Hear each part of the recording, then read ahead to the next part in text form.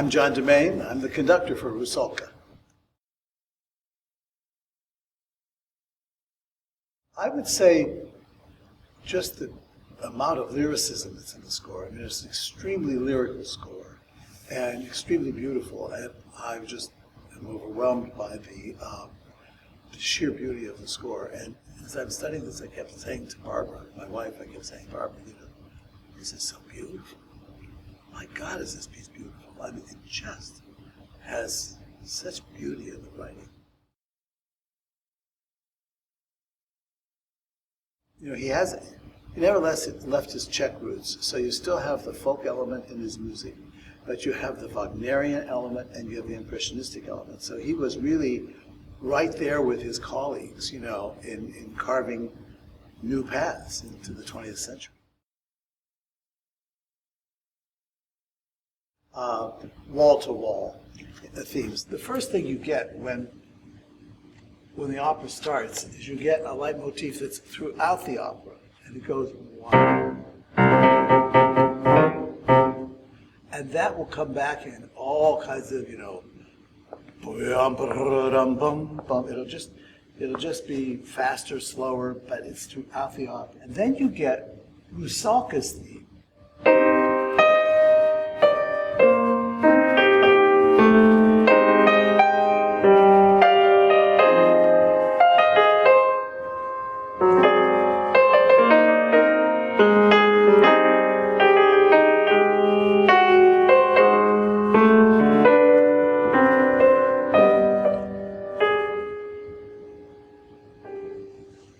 There's some other themes, the Hunter's theme.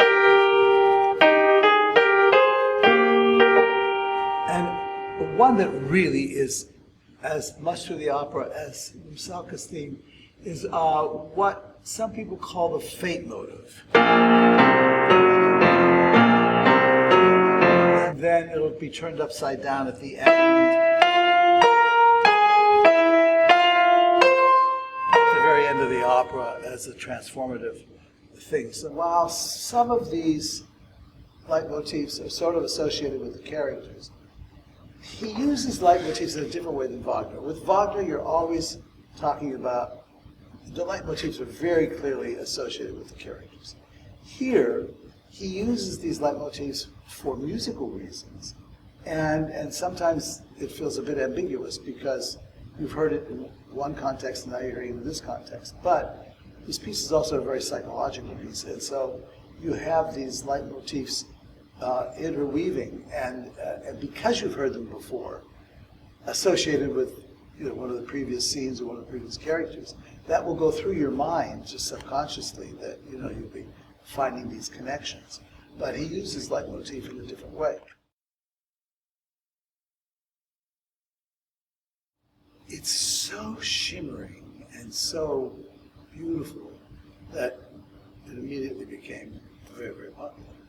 I think the arias that live on are arias that live on because they have gorgeous melodies. And this has this little combination of little rhythmic figures that sort of give it a little bit of a folk character. But inside it are the themes of the opera. That theme at the very beginning, sort of comes, that's there. And the main theme of the opera. But I think also, while she's singing this very simple, almost folk-like melody at the beginning, expands into a big lyrical outburst and becomes quite operatic at the end. So it has the best of both worlds.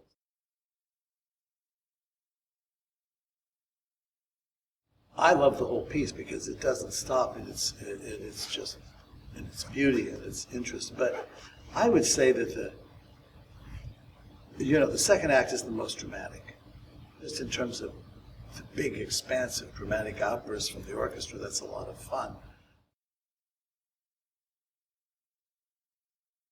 The way I always approach it is I like to play through the piano vocal score, and I play through the whole opera. Then I immediately convert to the orchestra score. And I play slowly through the whole opera, transposing all the instruments. And, at the piano, I like to play through the whole score. And then I take and I write the English translation into the whole opera underneath the check. And I look for a literal translation. I want to know exactly what's being said. Right? Then I start listening to recordings because there's a lot of tradition that develops in opera. And I think a lot of it has to do who was in the first cast, what are the limitations of the singers, what can they do, what can they not do. And so that is not always in the score. So it's great to listen to recordings, but I never listen to just one. And then I have to go through the very, very long process of marking my score, and then I'm writing cues. Who am I looking at here? Who needs a cue for me on stage? Who needs a cue for me in the orchestra? So it's, and it's a big opera, so it takes time. One thing everybody had from the start with Rusalka was a total admiration for his orchestration. You know, it was just so well written for the orchestra and so beautiful and so varied and rich because he knew how to write for the orchestra.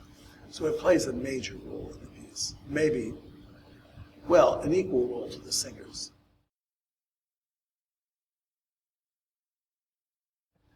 Yeah, I mean, the wood sprites, when they play with Vodnik, the water sprite, you know, when they flirt with him, that's humorous. And there are parts of Yeji Baba, you know, the old witch, and there are times when she's sarcastically funny, and then there are times when she's just downright evil, and there are times when she's very wise. And there is humor, but not a lot of humor coming out of Rusalka. Oh gosh. Well, I mean, without even trying, it's easily got to be the 40th or 50th opera that I've learned, at least that.